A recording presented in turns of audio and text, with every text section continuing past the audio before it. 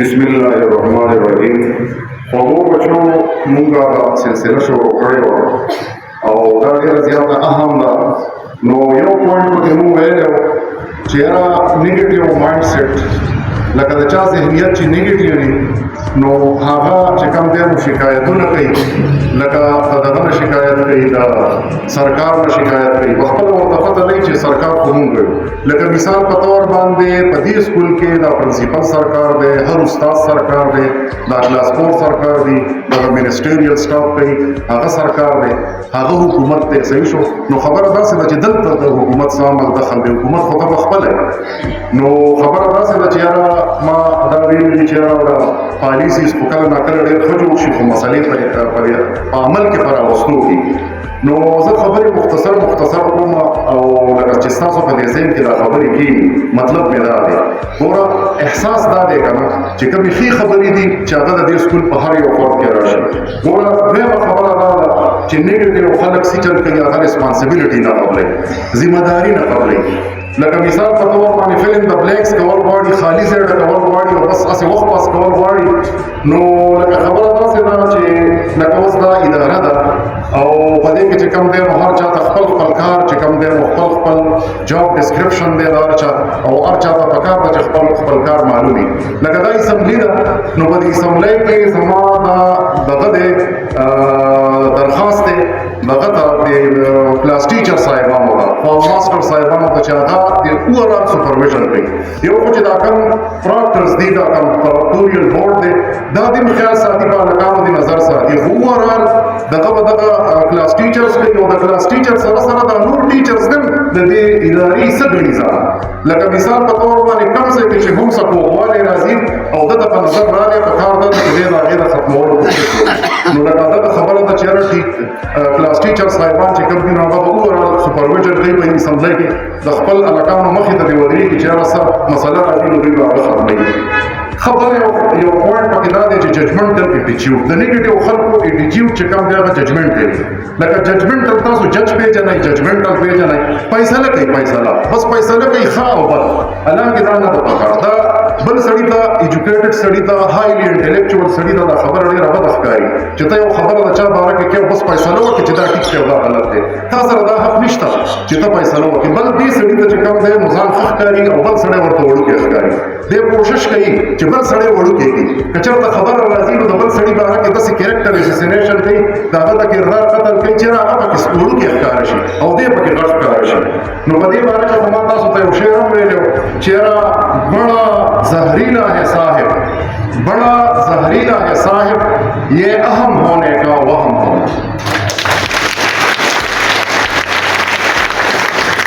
خبره دا ده چې د احساس خاوند چې کمي که نه نو د احساس خاوند د بل سړي غم کوي، د نورو خلکو غم کوي، د ادارې غم کوي. صحیح شو؟ څنګه چې رحمان بابا ویلي دي چې لکه څو په شمېرم زه غمونه د هجران دومره ډېر دي لکه ریګ د بیابان. دا څه لیونی شوی دی؟ لکه مطلب یې داسې خلکو ته لکه چې لیونی شوی دی په مخه خبرې کوي، حالانکې دا خبرې ستاسو کردار کې به بدلون راولي. دا خبرې چې کوم دي دا به دا معاشره جوړوي. بله ورځ به تاسو سپین ګیر یې، تاسو به د دې خپلو جوماتونو د دې خپل محلې د دې خپل کلي مشران یې. نو چې تاسو چې کله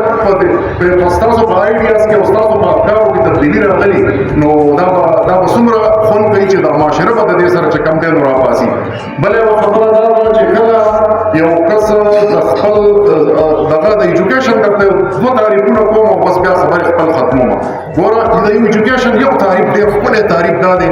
چې ایجوکیشن از د پروګریسیو ډسکوري اف ونس اون اګنورنس. ګوره د خپل جهالت د خپل ناپوهۍ دریافت کول او د پروګریس یو مسلسل. لکه دا داسې نه ده چې نن تا وکړه او بس خبره ختمه شوه، سبا به نه وي، بله ورځ به نه وي. کار دا د خدای قدرت دی چې د انسانانو د اساس چې کوم دی دا مسلسل دی. مسلسل چې ته کله د خپل جهالت ادراک کې د خپل جهالت دریافت کې معلومه نو ستاسو لیول چتیږي کم لیول اخلاقی لیول کم لیول انټلیکچوال لیول کم لیول ایموشنل انټيليجنس والا لیول ټول لیول بس تاسو چتیږي نو که خیال وکړئ دا کوم سره چې نه کوي دی وایي چې کلمه زما چاته پته نه لګي کله چې په سره تاسو سره خبرې وکړي نو ستاسو د خبرو نه پته ولګي چې راځي پلان دی لیول کې ګوره دا لیول چتیږي او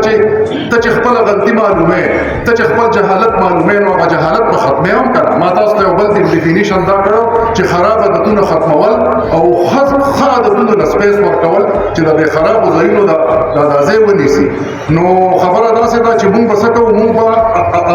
اصلي خبره دا ده چې موږ په خپل ځان کې چینج راوړو نو چې کله موږ د خپل ځان باندې نظر شي نو د ټولو نورو خرابېدوګونو نه به خلاص شو لکه مطلب دا څومره نیګیټیو کارونه چې دي کنه لکه دا شکایتونه کول د نورو خلکو الزامات لګول د دې نه به موږ په امان یو زموږ سره به وخت نه چې موږ ته د وخت میراث چې د بل سړي کریکټر اساسینیشن وکړو د بل سړي کردار کشي وکړو او بل یو خبره دا ده هم آهنګي چې په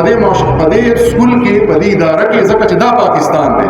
اوس خبره داسې ده چې دا پاکستان دی نو زه پاکستان یم هر یو استاد پاکستان دی دا کلاس 4 پاکستان دی نو چې د خپل کار نه کوي پاکستان په خپل خراب دی حالانکه ما زه د پاکستان نه ولګي نه کوم زه ځان نه ولګي شروع خو د ځان نه پکار ده بس دا خبره په دې شعر باندې ختموم دا شعر ما تاسو سره مخکې شعر کړی دی مطلب ما ځان کوی چې ته دا ګیلې کې شمه چې تیار ده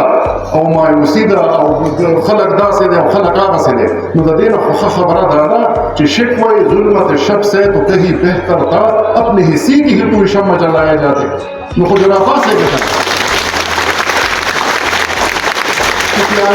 جلافہ سے که شمع بلګه د خپل حصے شمع خو بلګه مطلب دا چې ستا په سکول کې خو رڼا راشي نور د نور خو موږ نه ذمہوار نو دې خو ذمہوار یو کړه نو بس دا خبره چې کوم دی تاسو په ذهن کې کېدوي او ځان کې چې کوم دی ججمنټ اټیټیوډ ختم کړئ چې ځان درته هم ښکاري او بل درته غیر هم ښکاري نو لکه مطلب دا دا mistrust دا فضا چې کوم دی نو دا ختمول غواړي لکه داسې یو فرینډلي انوایرمنټ چې کوم دی نو په دې اداره کې جوړول غواړي زما خبرې چې کوم دی نو ډېرې زیاتې